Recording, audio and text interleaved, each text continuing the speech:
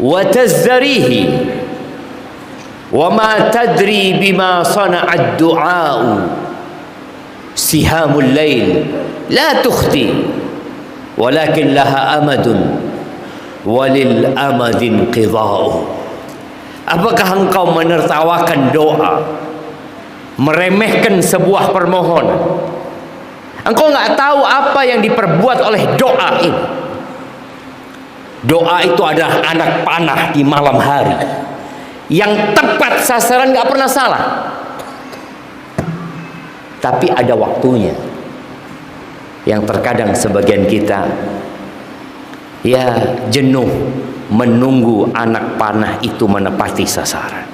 Allahumma salli wa sallim wa zid wa barik wa an'im ala abdika wa rasulika sayyidina wa maulana wa habibina wa syafi'ina Muhammad wa ala alihi wa ashabihi ajma'in. Ya Allah, semoga salawat dan salam, berkah dan nikmat senantiasa engkau curahkan untuk hamba kekasihmu, untuk baginda Nabi kita Muhammad alaihi salatu wassalam, untuk keluarga beliau, untuk istri-istri beliau, untuk putra-putri beliau, dan untuk seluruh sahabat Nabi. Semoga Allah meridai kita bersama mereka. Amma ba'd. Malam ini malam Sabtu, harinya hari Jumat, dan ternyata hari Jumat itu adalah Sayyidul Ayyam, hari yang paling mulia. Dan Nabi alaihi salatu wassalam mengatakan fa'akthiru fih minas salati alayya fa inna salatakum alayya ma'rudah. Di hari Jumat itu kalian perbanyak solawat buat aku, kata Nabi SAW. Solawat kalian itu dihaturkan kepada aku, kata Nabi SAW. Nah, antum berapa kali solawat buat Nabi hari ini? Coba antum pikir-pikir.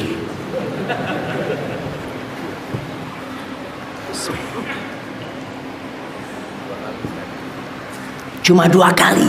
Allahu Akbar. Mana hadiah? Mana panitia hadiahnya? Hah? Ada di mana? Ada di toko.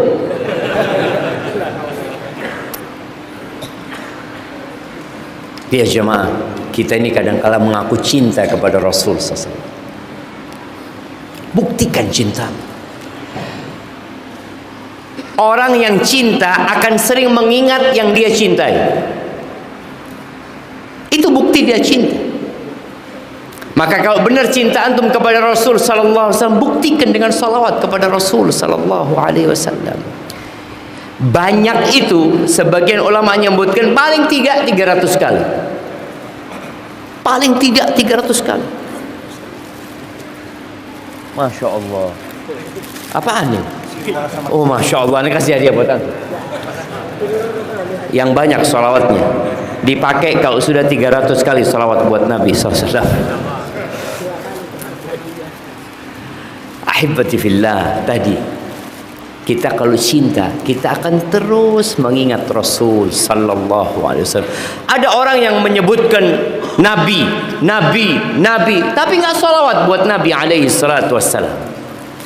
Kalau mau tahu orang bakhil, lihat tatkala Rasulullah sallallahu alaihi wasallam disebutkan di sisinya, dia nggak salawat buat Nabi alaihi salatu wassalam. Al-bakhil man dzukirtu 'indahu falam yusalli alayya. Itu orang bakhil. Jibril alaihissalam pernah mengaminkan, Nabi Muhammad alaihi salatu wasallam pernah mengaminkan doanya Jibril. Jibril mengatakan syaqiyun 'abdun dzukirta 'indahu falam yusalli alayya. Melarat seorang hamba, menderita hidup seorang hamba yang dirimu disebutkan di sisinya, kemudian dia tidak bersalawat kepada. Ahibati fillah, Nabi nggak butuh salawat kita, tapi kita yang butuh bersalawat kepada Nabi alaihi salatu wassalam. Allah Azza wa Jalla mengatakan, innallaha wa malaikatahu yusalluna 'alan nabi. Allah tuh bersalawat buat Nabi. Malaikat-malaikat Allah yang tidak pernah berbuat nista itu bersalawat buat Nabi. Allah ingin menyertakan kita dalam fadilah ini.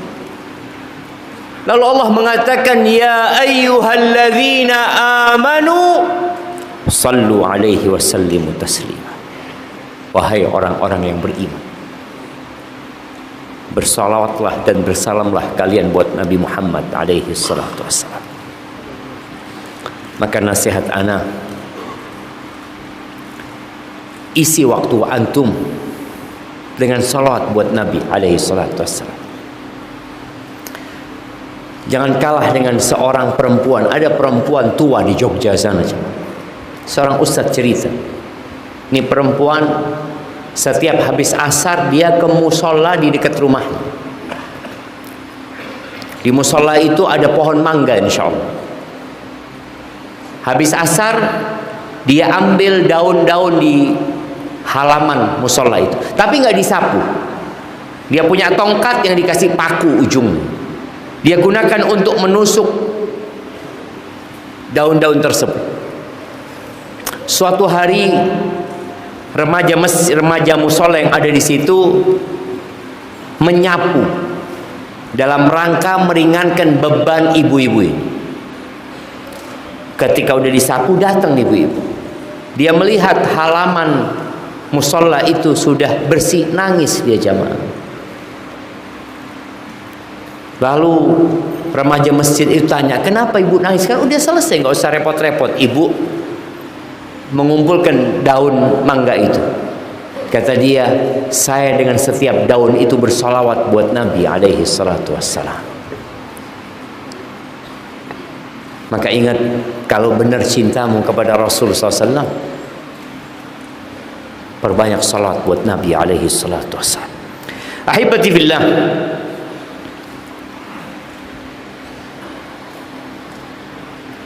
hari ini kita akan bicara tentang hidayah. Kenapa penting bicara tentang hidayah? Antum tahu, kita dalam setiap sholat kita itu nggak berhenti memberita hidayah. Di setiap rakaat kita mengatakan ihdinas siratal mustaqim. Setelah kita mengatakan iyyaka na'budu wa iyyaka nasta'in, hanya kepadamu kami beribadah dan hanya kepadamu kami meminta pertolongan, permintaan pertama ihdinas siratal mustaqim. Kita baca tadi waktu salat subuh 2 kali. Kita baca waktu salat zuhur. Kita baca waktu sholat asar. Maghrib kita baca. Maghrib isya tuh nggak jauh, tapi kita minta hidayah lagi. Waktunya nggak panjang. Ini menunjukkan pentingnya hidayah. Di waktu-waktu antara sholat itu mungkin saja datang syaitan dan menyesatkan kita. Siapa yang menjamin antum besok pagi masih dalam kondisi Islam? Rasulullah sallallahu alaihi wasallam 1447 tahun yang lalu berpesan kepada para sahabatnya, badiru bil a'mal. Badiru bil a'mali fitanan ka qita'il lailil muzlim. Yusbihur rajulu mu'minan wa yumsi kafiran, wa yumsi mu'minan wa yusbihu kafiran, yabi'u dinahu bi'aradin minad dunya. Kalian segera beramal, kata Nabi SAW. Karena di antara yang menyebabkan hidayah itu menetap di hati, menghujam di dada, adalah mengamalkan ilmu yang dipelajari. Nabi mengatakan kepada para sahabatnya sallallahu alaihi wasallam, badiru, cepat kalian beramal sebelum datang fitnah-fitnah, kekacauan-kekacauan yang seperti potongan malam gelap gulita. Ketika datang fitnah itu, orang yang terlambat beramal, dia akan kebingungan. Paginya beriman, sorenya sudah kafir. Sorenya mungkin sedang datang kajian, paginya sudah kafir. Kenapa itu terjadi? Dia jual agamanya untuk mendapatkan sedikit kesenangan dunia. Ahibati fillah, nilai sebuah hidayah, nilai petunjuk itu sesuai dengan dia menunjukkan kemana. Kalau antum dapat petunjuk,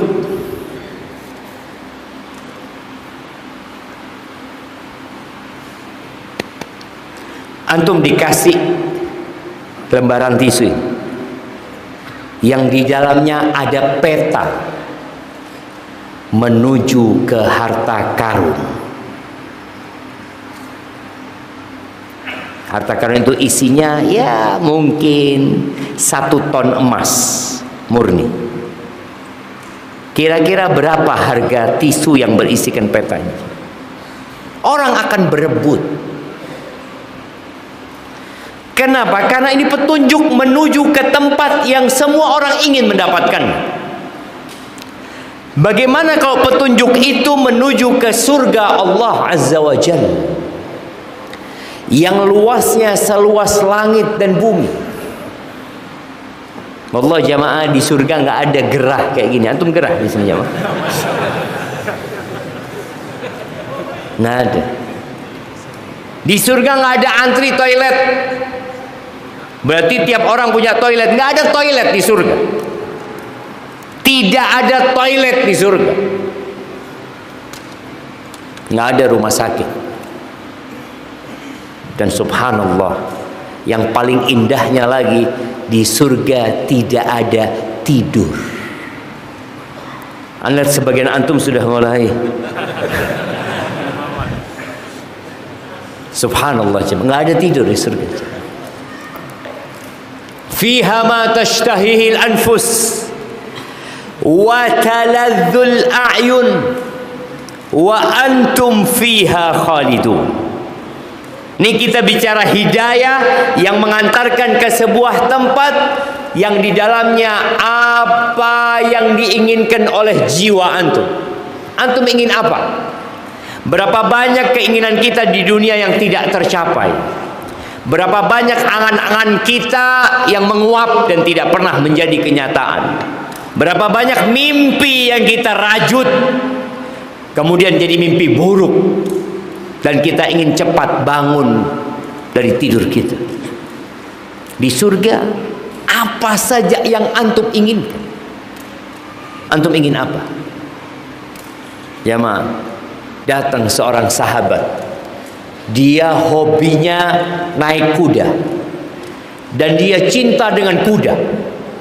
Lalu dia mengatakan kepada Rasul sallallahu alaihi wasallam, "Ya Rasulullah, afil jannati faras." Rasulullah, alaikas salatu wassalam, ya Rasulullah, apakah di surga ada kuda? Kan ada orang yang suka kuda. Ini ada teman-teman suka naik motor. Kira-kira ada nggak motor di surga? Apa saja yang antum ingin. Lalu kata Nabi SAW, "Idza udkhiltal jannah atau idza dakhaltal jannah utita bi farasin min yaqutatin hamra lahu janahan yatiru bika haitsu tasha. Kalau engkau dimasukkan ke surga, akan dibawa ke sisimu seekor kuda yang terbuat dari permata merah atau berlian merah, min yaqutatin hamra. Dia punya 2 sayap dan dia akan terbang bersamamu kemanapun engkau berada. Surga itu tidak sebesar Indonesia. Kalau antum dikasih Pulau Bali sendirian, buat antum, nih Pulau Bali antum sendirian, mau antum jamaah? Waduh, kalau sendirian Ustaz, nggak ada sapa-sapa, apa enaknya? Surga itu arduhas samawati wal ardh, luasnya seluas langit dan bumi. Antum melihat langit itu, ada banyak planet di situ, bahkan miliaran jumlahnya jamaah. Itu jadi bagian surga. Itu jadi bagian surga jamaah. Boleh jadi antum ada berada di satu planet dan abah antum di planet lainnya. Seluas langit dan bumi.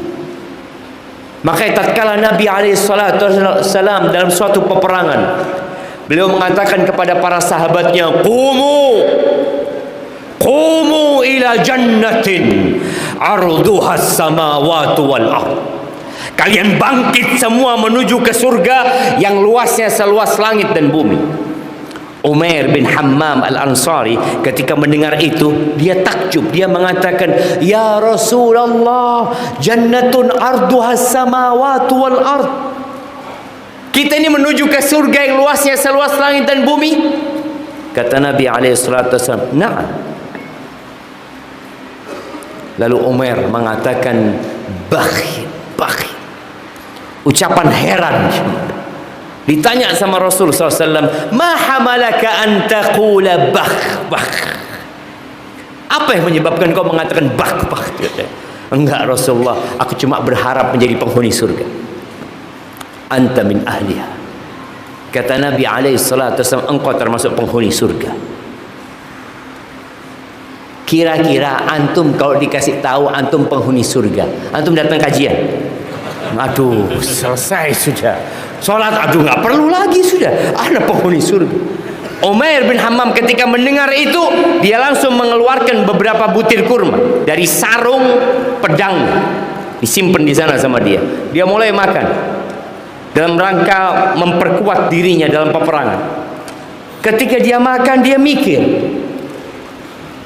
lain hayit aw lain ishtu hatta akula hadhihi tamarat la hiya hayatun tawilah.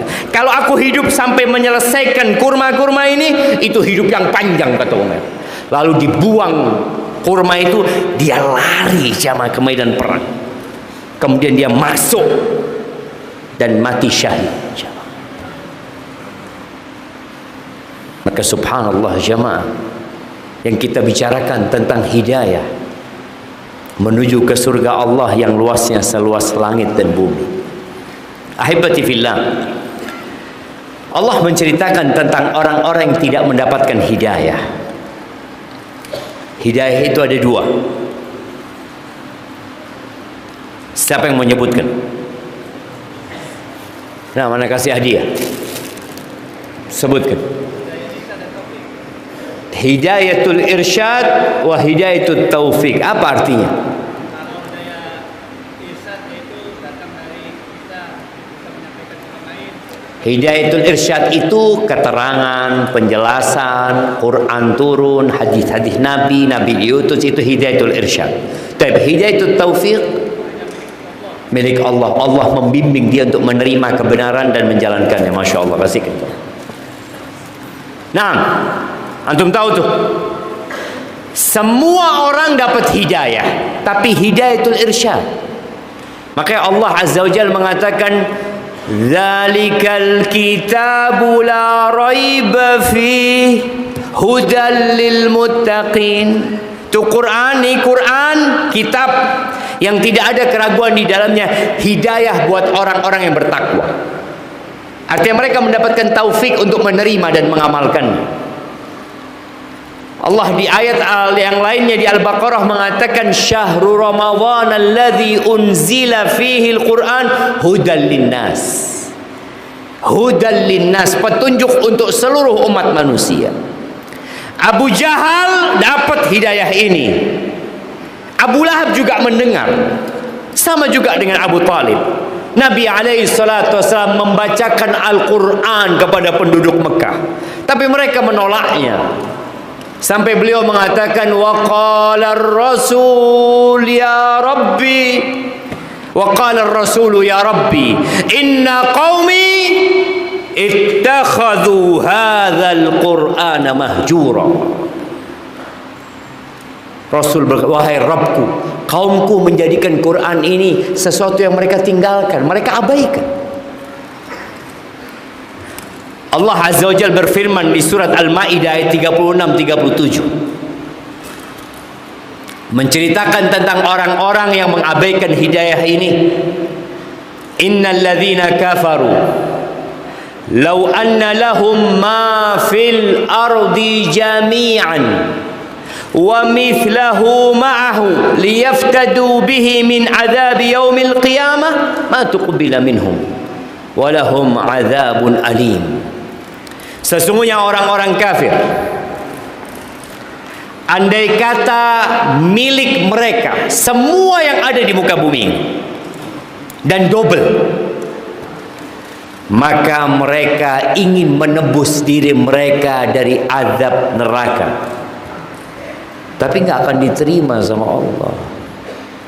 Nggak akan diterima. Dunia, bumi ini yang sekarang diperebutkan oleh 8 miliar manusia. Kalau bumi itu milik satu orang dan dia ingin menebus dirinya plus 2 bumi, Allah nggak akan terima. Kenapa? Jamaah, kenapa Allah nggak terima? Kita tahu ya, di dunia ini ada sistem menebus. Anak antum di penjara bisa ditebus. Kasus apa bisa ditebus.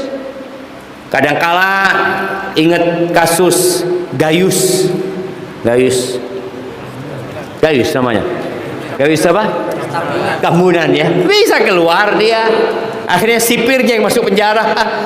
Akhirnya bisa nebus. Punya fulus, dia bisa nebus. Bagaimana kalau tebusannya itu seluruh emas yang ada di Indonesia? Oh ya, langsung keluar Ustaz. Orang berapa puluh juta aja keluar, ratusan juta keluar. Bagaimana kalau dia menebus dengan seluruh isi bumi ini? Double dia berikan. Ada sistem tebusan, tapi Allah nggak terima. Kenapa?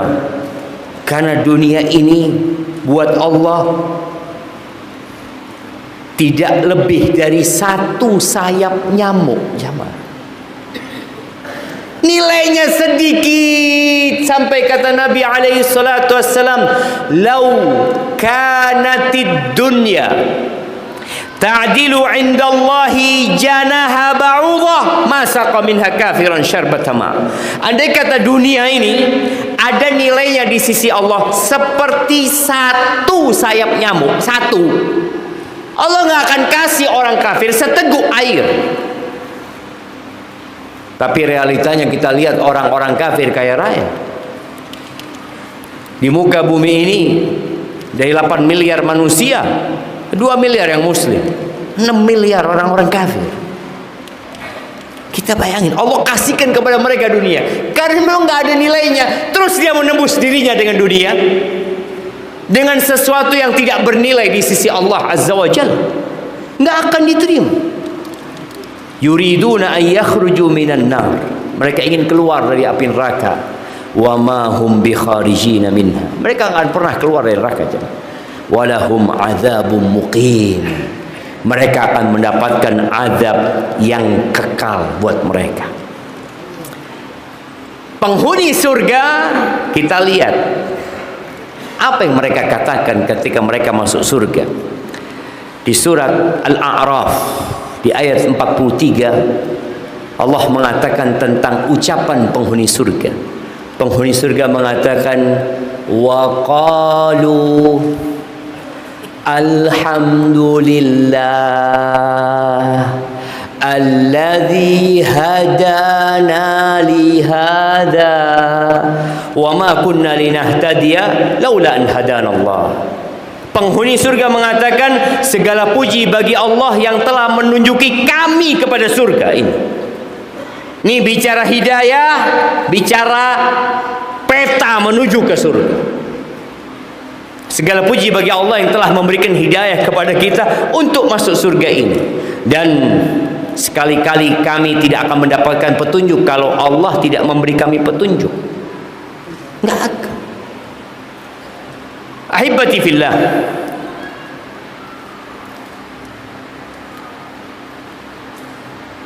hidayah ini tidak dapat diraih dengan jabatan.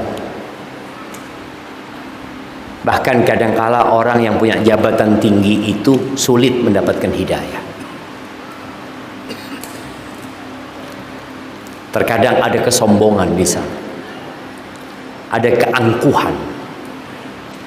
Hidayah ini tidak dapat dimiliki dengan kekuasaan. Tidak bisa dimiliki karena faktor keturunan.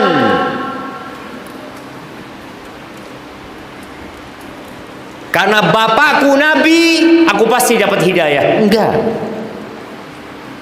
Nabi Nuh alaihissalam 950 tahun berdakwah, anaknya kafir. Nggak ada ceritanya karena nasabnya bapaknya Nabi berarti dia akan dapat hidayah, dia akan masuk surga. Enggak. Dan Nabi SAW mengatakan, faman batta'a bihi amaluh lam yusri bihi nasabu. Jangan karena antum anaknya kiai, anaknya ustaz, antum berpikir akan cepat masuk surganya. Nggak bisa. Yang lambat ketika melewatin sirat yang berada di atas neraka jahanam gara-gara amalnya nggak cukup, nggak mungkin jadi cepat gara-gara nasab. Nabi kita Muhammad alaihi salatu wassalam ingin pamannya dapat hidayah. Abu Talib, ya Allah jemaah, Abu Talib nggak dapat hidayah. Abu Sufyan dapat hidayah. Kok bisa Ustaz ya?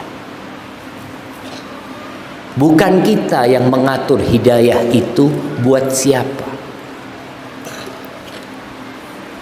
Sejak Nabi diutus, ketika beliau umur 40 tahun, tentunya Nabi mendakwain pamannya. Sampai 10 tahun kemudian pamannya belum masuk Islam. Padahal hidayah sudah menyapa. Bahkan hidayah tinggal di rumahnya. Bahkan perjumpaan dengan hidayah begitu seringnya. Sampai ketika ajal datang menjemput, hidayah tetap datang menyapa. Bayangin nih. Ketika Abu Talib sedang nazak, Rasulullah sallallahu alaihi wasallam mendatangi pamannya. Ternyata di sisi kepala pamannya ada Abu Jahal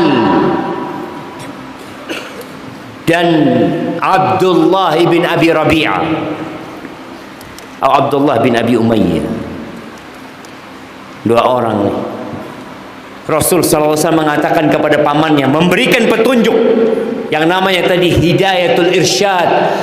Qul ya am, paman, katakan wahai pamanku, la ilaha illallah. Abu Talib ini orang Arab, sangat mudah baginya mengatakan la ilaha illallah. Tapi Abu Talib tahu dengan konsekuensi dari ucapan la ilaha illallah. Di saat banyak orang-orang yang mengaku muslim tapi dia tidak tahu dengan syarat ketentuan dari la ilaha illallah. Apa kata Abu Jahal dan Abdullah?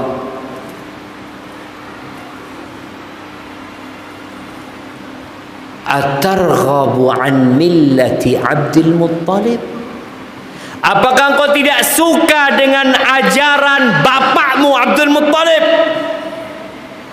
Sedangkan bangsa Arab pada waktu itu bangsa yang sangat fanatisme terhadap nenek moyang mereka. Abu Jahal dan Abdullah tidak mendatangkan dalil. Dia hanya mengatakan, ini loh agama nenek moyangmu. Engkau gak suka, engkau mau ikut agamanya ponakanmu ini. Gak jadi dia mengatakan. Lagi Nabi SAW mengatakan, Qul ya am la ilaha illallah. Kembali Abu Jahal dan Abdullah mengatakan, Atarghabu an millati Abdul Muttalib. Lalu matilah dalam kesyirikan. Sedih Nabi SAW. Lalu turun firman Allah di surat Al-Qasas ayat 56. Allah mengatakan, innaka la tahdi man ahbabta walakin Allah yahdi man yasha wa huwa a'lamu bil muhtadin. Sesungguhnya kamu tidak akan dapat memberi petunjuk kepada orang yang kamu cintai. Nggak bisa. Akan tetapi Allah lah yang memberikan petunjuk kepada siapa yang Allah kehendaki. Dan Allah lebih tahu siapa yang pantas menerima petunjuk. Allah lebih tahu. Kenapa fulan dapat hidayah, kenapa fulan nggak dapat hidayah? Allah tahu dengan isi hati manusia. Jadi kalau wadahnya ini kotor, Allah nggak kasih. Bismillah.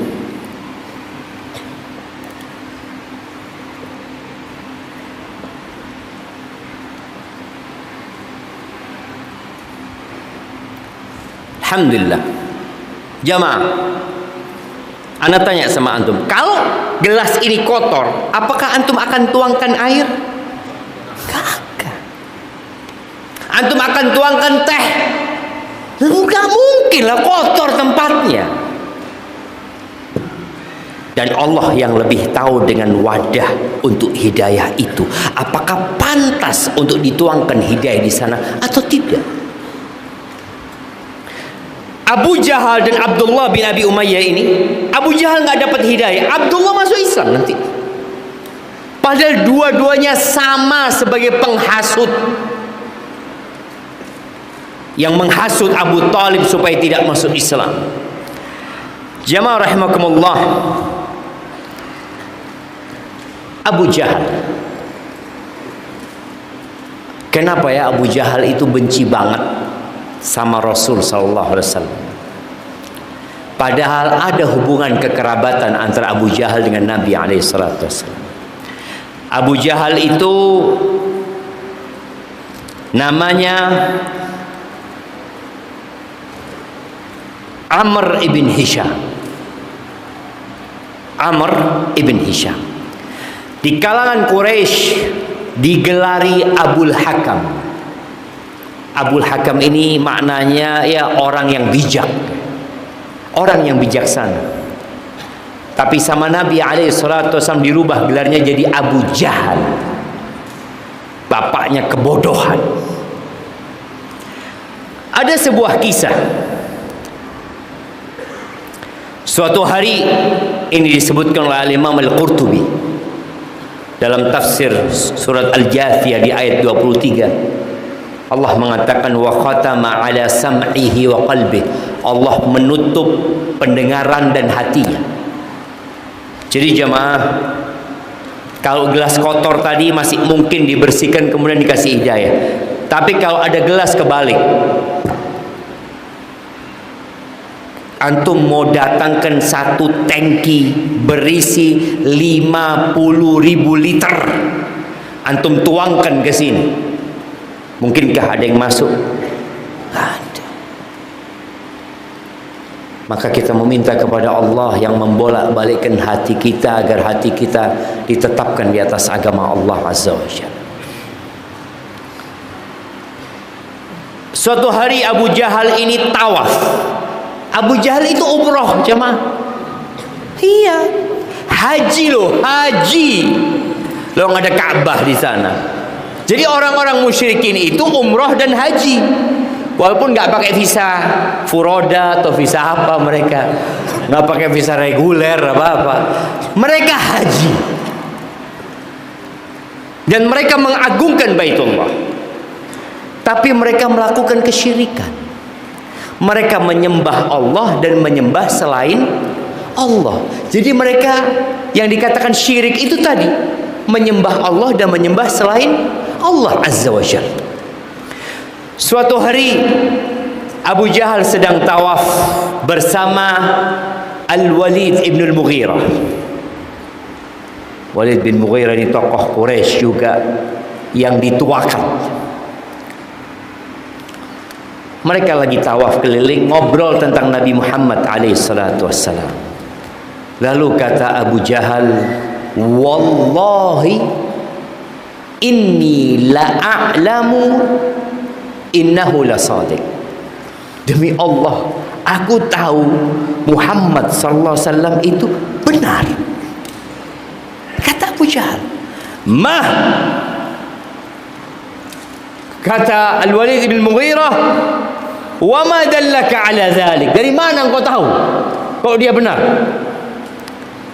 Apa kata Abu Jahal? Ya Aba Abdi Syams, wahai bapaknya Abdus Syams ya. Ini gelarnya Al-Walid bin Mughirah.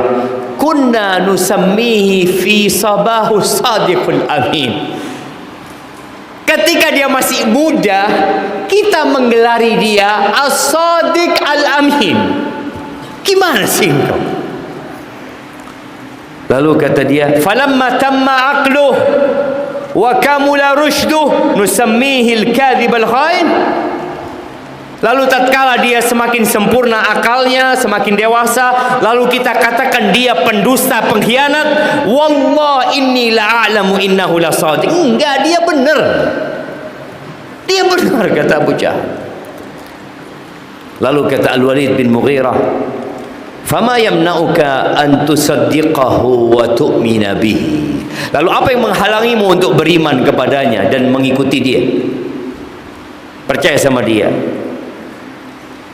Ya, kata Abu Jahal, tatahaddath anni banat Quraisy. Nanti cewek-cewek Quraisy ngomong Abul Hakam mengikuti yatimnya Abu Talib demi roti. Apa kata Abu Jahal? Wallata wal Uzza ini taba'tuhu abada. Kata dia, demi Lata dan Uzza, ini sumpahnya mereka juga. Kadangkala wallahi, kadangkala wallat, aku tidak akan pernah mengikuti dia selama-lamanya. Jadi memang wadahnya udah nggak benar, cuman. Ada kisah-kisah lain yang disebut oleh Ibnul Qayyim ya. Tapi yang jelas Abu Jahal itu tahu Nabi Muhammad alaihissalatu wassalam benar. Tapi dia nggak mau ikut karena faktor sombong, hasad, iri, dengki. Maka sulit mendapatkan hidayah. Ada kisah ketika hidayah menyapa. Ini orang, seorang sahabat yang disebut Syaitanu Quraisy, setannya Quraisy. Siapa yang tahu namanya? Sahabat sebelum masuk Islam dikenal dengan Syaitan Quraisy, setan ya. Tapi dia dapat hidayah. Kok bisa itu? Abu Jahal disebut Abul Hakam. Abul Hakam, bapaknya yang bijak, tapi nggak dapat hidayah. Kok bisa setannya Quraisy dapat hidayah? Siapa namanya setan Quraisy? Nggak nyontek kan? Enggak. Siapa? Umair bin Wahab. Betul. Tahu dari mana? Kalau nggak nyontek kasih hadiahnya. Nah, Umair bin Wahab Al-Jumahi. Kisahnya disebutkan oleh Tabrani dalam hadis yang sahih dan banyak riwayat tentang masuk Islamnya Umair bin Wahab Al-Jumahi. Jadi ketika perang Badar, Umair ini termasuk salah satu komandan. Dan dia yang diperintahkan untuk mengawasi dan mengira-ngira jumlah pasukan umat Islam. Berangkat dengan kudanya. Dia lihat, dia kelilingi pasukan umat Islam itu. Lalu setelah selesai dia balik, melaporkan hasil investigasi dia. Dia mengatakan innahum 300 rajul. Ya, mereka kayaknya 300 dan betul je. Yaziduna qalilan aw yanqusun. Lebih sedikit atau kurang sedikit. Jumlah mereka kira-kira seperti itu. Lalu ditanya, hal wara'ahum imtidadun lahum? Apakah ada pasukan tambahan buat mereka? Lam ajid wara'ahum syai'an. Gak ada. Aku nggak melihat di belakang mereka ada pasukan tambahan. Walakin ya ma'syar Quraisy. Tapi Umair, kita lihat ya, di hati dia ada secercah cahaya. Dia berusaha untuk memberikan nasihat kepada kaumnya ini. Walakin ya ma'syar Quraisy, ra'aitul mataya tahmilul mautan naqi'. Aku melihat, tapi wahai ma'asyir Quraisy, aku melihat onta-onta yang dikendari mereka itu membawa kematian yang nyata. Aku lihat itu. Qaumun laisa ma'ahum mana'ah wala malja. Satu kaum yang tidak punya tempat perlindungan, tidak punya tempat pengungsian kecuali pedang mereka. Nggak ada.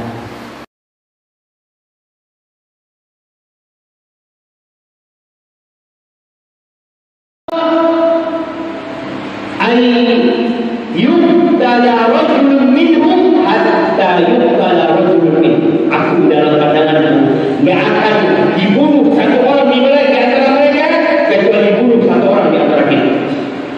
Jadi satu mati di antara mereka, satu di antara. Jadi kalau 300 yang mati. Itu kata. Fama khairul aish ba'da. Kalau itu terjadi, apa enaknya hidup setelah ini? Lalu kata Umar, mahu rakyat.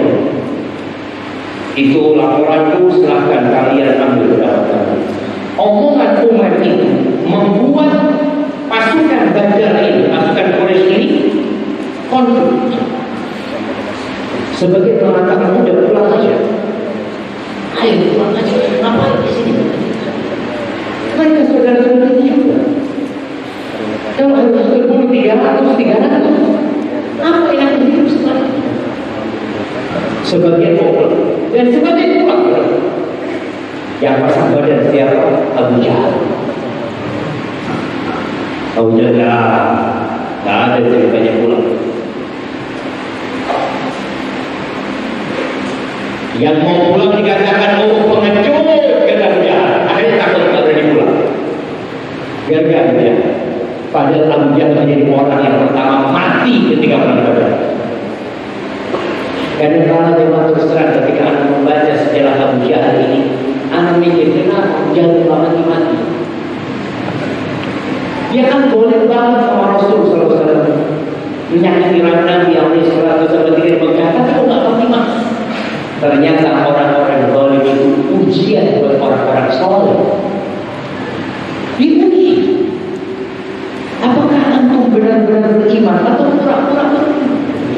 ketika menghadapi orang-orang luar seperti Abu Jahal.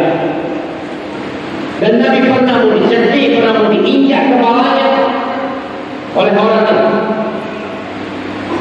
Baik, selesai peperangan, ternyata Allah berikan kemenangan kepada umat Islam.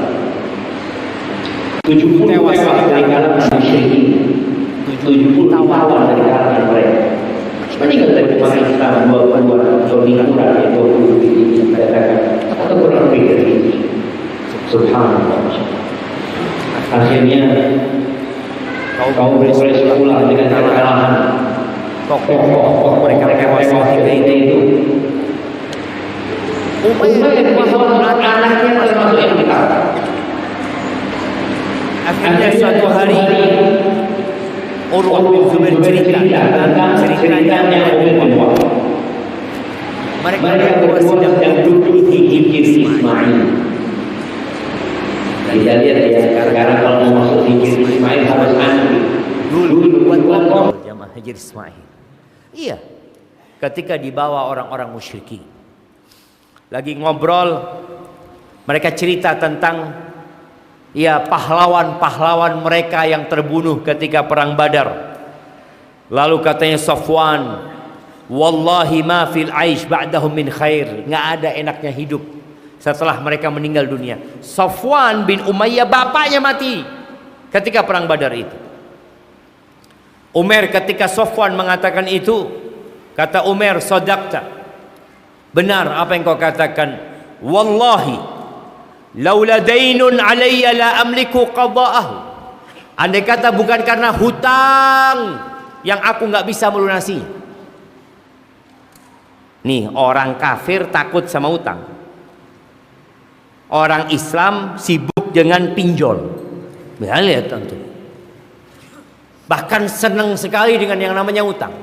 Hati-hati jemaah. Kalau antum mau hidup berbahagia, jangan hutang. Banyak motivator ekonomi yang mengatakan engkau hendaklah berhutang, karena kalau engkau berhutang engkau akan berlari seperti kejar maling.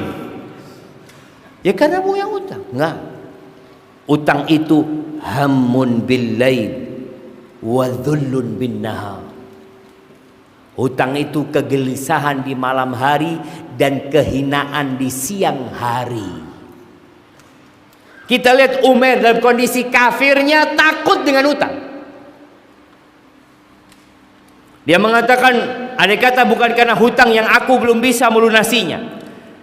Wa iyalun akhsha alaihim ad-dhai'a ba'di. Dan aku punya keluarga yang aku takut nggak ada yang bisa ngasih makan mereka kalau aku mati. Kalau bukan karena aku khawatir dua hal itu, utang dan keluarganya, la raqibtu ila Muhammadin sallallahu alaihi wasallam hatta aqtulahu. Maka aku akan berangkat menemui Muhammad alaihi salatu wasallam sampai aku membunuh dia. Fa inna li indahu illa a'tallu biha alaihi. Aku punya alasan untuk berjumpa dengan dia. Apa alasannya? Aku akan katakan kepada dia, aku datang untuk menebus tawanan ini, menebus anak. Ada alasan. Safwan melihat Umar mengatakan itu, langsung dimanfaatkan ucapan Umar. Alayya dainuk, utangmu aku tanggung. Ana aqdihi angka, aku lunasi utangmu. Waduh, enak ini jamaah. Wa iyaluka ma iyali uwasihim ma baqu. Dan keluargamu aku gabungkan dengan keluargaku. Aku akan membantu mereka selama mereka hidup. Umar serius jangan. Apa kata Umar? Idzan faktum sya'ni wa sya'ni. Kalau gitu rahasiakan obrolan ini. Rahasiakan.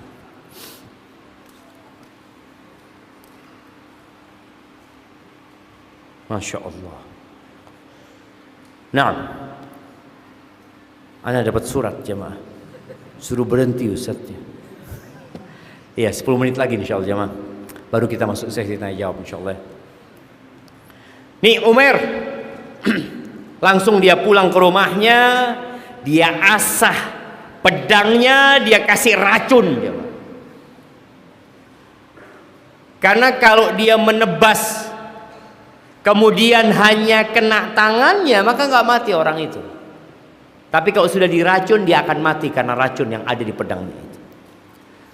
Kemudian setelah itu dia berangkat ke kota Madinah, sendirian berangkat jemaah. Naik ontanya, ya biasanya naik onta kira-kira 6-7 hari sampai ke kota Madinah.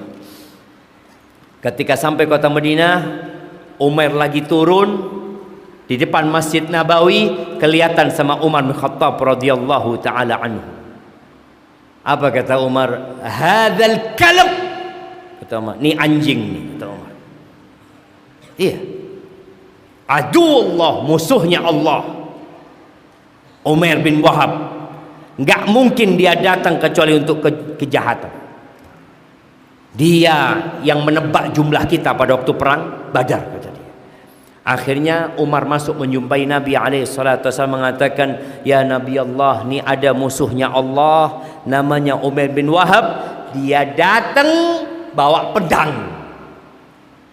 Dia gantungkan pedang." Kata Nabi SAW, "Adkhilhu alaih," suruh masuk dia. Akhirnya Umar keluar lagi, diambil ini Umar ya, tali pedangnya itu ditaruh di lehernya jemaah, sama Umar bin Khattab. Dibawa sama Umar masuk ke dalam, dan Umar mengatakan kepada orang-orang Ansor, kalian masuk. Kata Umar, di dekat Nabi SAW.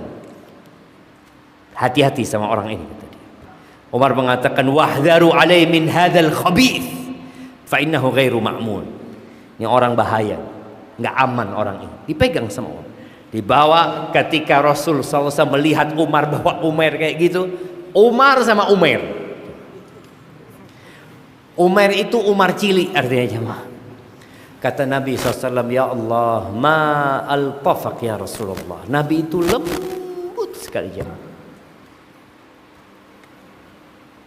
Semoga kita bisa lihat Rasul SAW. Paling enggak dalam mimpi kita bertemu Nabi alaihi salatu wassalam.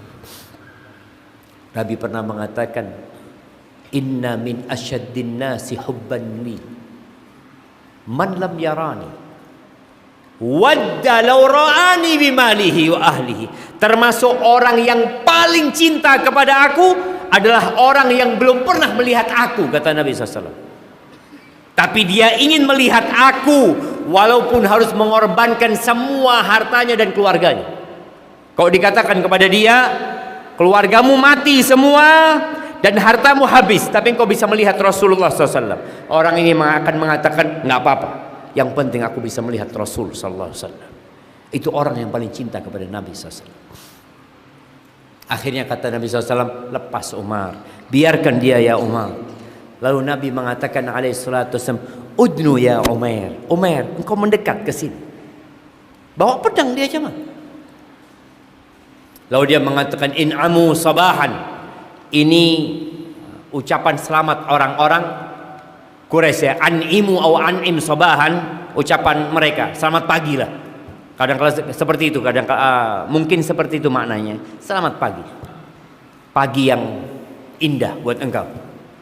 Kata Nabi SAW, "Laqad akramana Allah bi tahiyyatin khairin min tahiyyatika ya Umar. Assalam."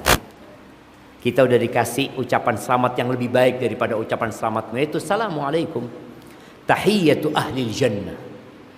Ucapan selamatnya penghuni surga. "Ama wallahi ya Muhammad in kunta biha la hadithu ahdin." Muhammad, engkau baru aja. Dulunya engkau biasa pakai ini juga, katanya. Kata Umar. Lalu Nabi SAW mengatakan, ini ya, jadi antum itu kalau komunikasi sama orang itu pakai adab dan etika. Nabi berbicara dengan musuh Allah ini dengan adab, nggak marah-marah dan tidak emosi. Beliau mengatakan, "Fama ja'a bika ya Umar?"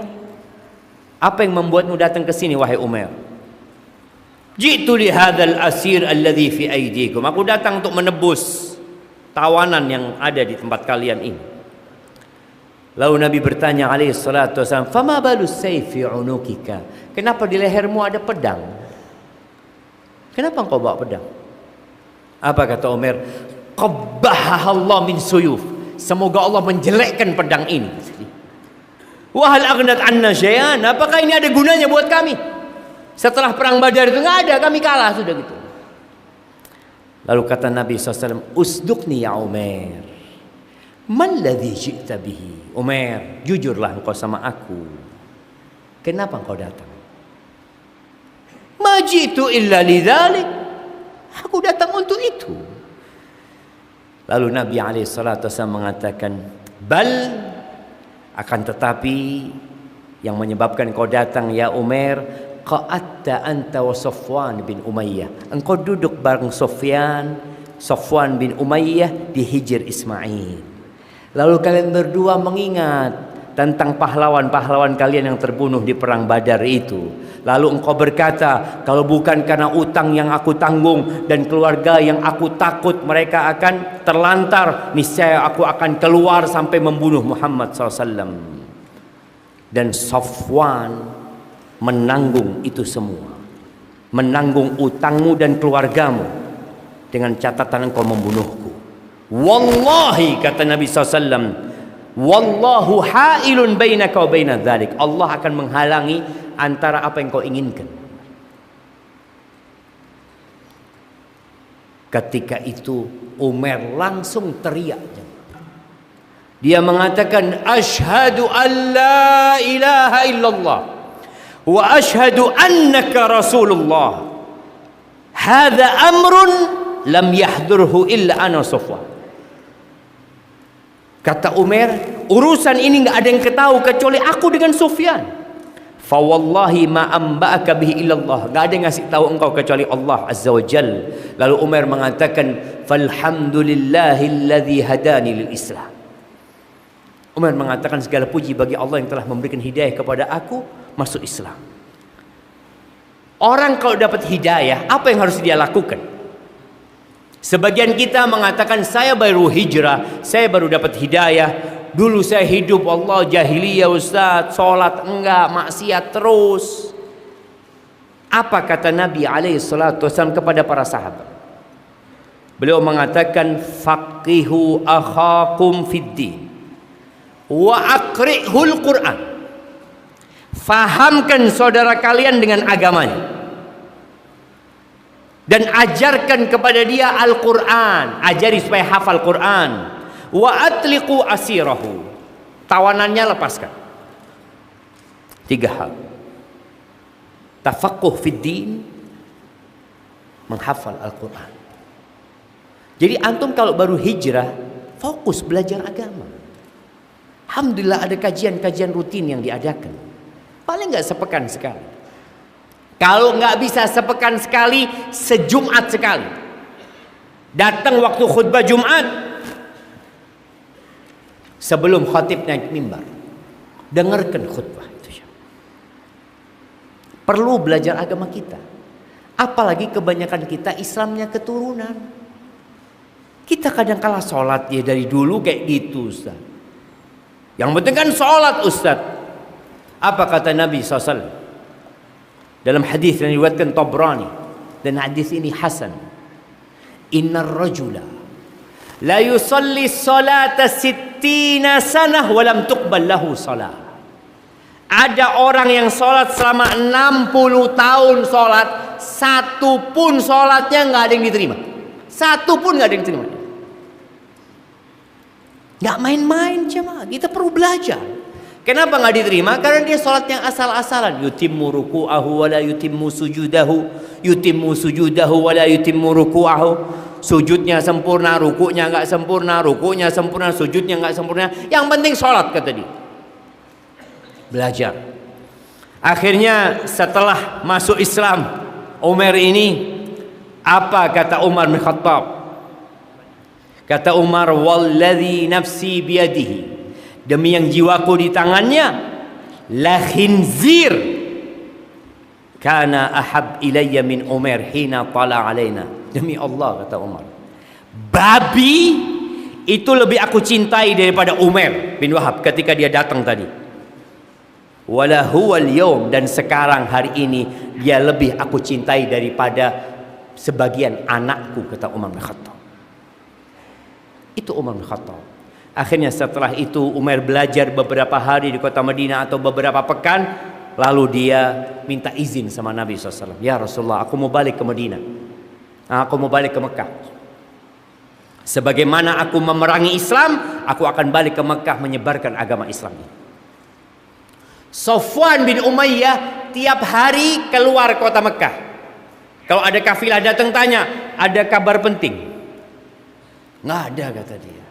Sufyan ngasih tahu orang-orang Quraisy, kalian sabar, sebentar lagi ada berita yang membuat kalian lupa dengan perang Badar. Tiap hari ditunggu sama Safwan. Nggak ada berita apa-apa, kata dia, karena pedagang itu lewat Madinah mesti. Sampai terakhir ada kabar, kata dia. Kabar apa?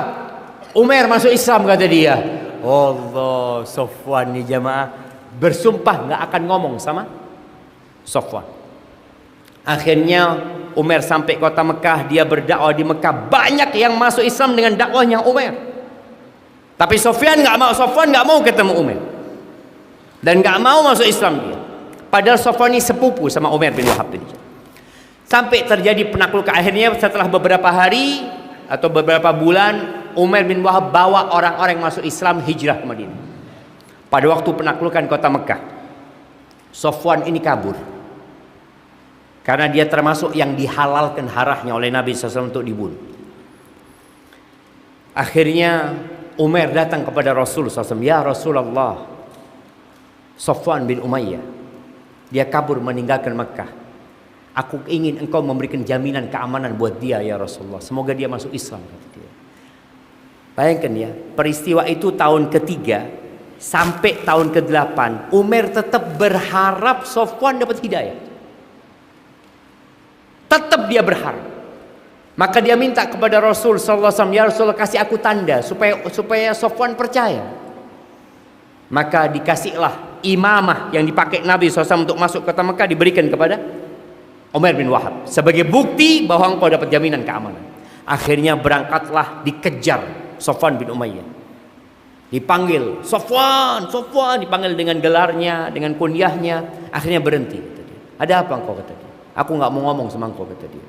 Engkau baliklah, kata dia. Demi Allah, kata Safwan, kata Umar, izzuhu izzu.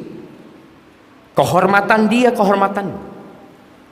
Kehormatan Nabi Muhammad SAW akan menjadi kehormatanmu, kata dia. Engkau mau lari kemana, kata dia. Engkau sudah dikasih jaminan keamanan. Apa buktinya, kata dia. Ini, kata dia, surbannya Rasul SAW, kata dia. Akhirnya Safwan balik ke kota Mekah. Singkat cerita, Nabi SAW perang Hunain. Ketika perang Hunain, Nabi SAW ngambil 100 baju besinya Safwan untuk perang. Safwan bingung. Aghasban ya Muhammad? Apakah ini bentuk perampasan? Kata. Oh enggak. Ariyah madmunah, pinjaman yang dijamin. Akhirnya Safwan ini ikut perang. Bukan ikut perang karena mau perang, jemaah, untuk melihat baju perangnya dia ini. Setelah selesai perang, Nabi bagi harta rampasan perang sallallahu alaihi wasallam. Satu orang dikasih 100 ekor onta, ya. Satu orang dikasih 100 ekor domba, macam-macam dibagi. Safwan bin Umayyah melihat di satu tempat itu ada hewan ternak yang banyak sekali. Dia curi-curi pandang, jemaah.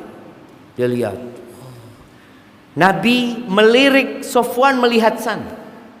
Kata Nabi SAW, ayu'jibuka hada? Engkau takjub sama ini, kata dia. Naam, kata dia, banyak banget hewan ternak ini. Kata Nabi SAW, huwalah, itu buat kamu, kata dia. Apa kata Safwan? Asyhadu an la ilaha illallah wa asyhadu anna Muhammad Rasulullah. Wallah, kata Safwan, gak mungkin ada orang mau berbagi sebanyak ini kecuali Nabi. Gak mungkin orang biasa. Kalau Umar masuk Islam gara-gara ghaib, ya, perkara gaib yang datang kepada Nabi SAW. Kalau Safwan masuk Islam gara-gara melihat Nabi berbagi, nggak mungkin ada orang biasa berbagi seperti ini, kata dia. Maka ahibati fillah, ketika datang hidayah, tolong dijaga hidayah ini dengan terus belajar, diamalkan, dan ajaklah orang lain untuk mendapatkan hidayah ini dan saling mendoakan. Semoga dengan itu Allah memberikan hidayah kepada semuanya. Masya Allah, pas waktu ana sampai jam 20.50. Barakallahu fikum. Kami ucapkan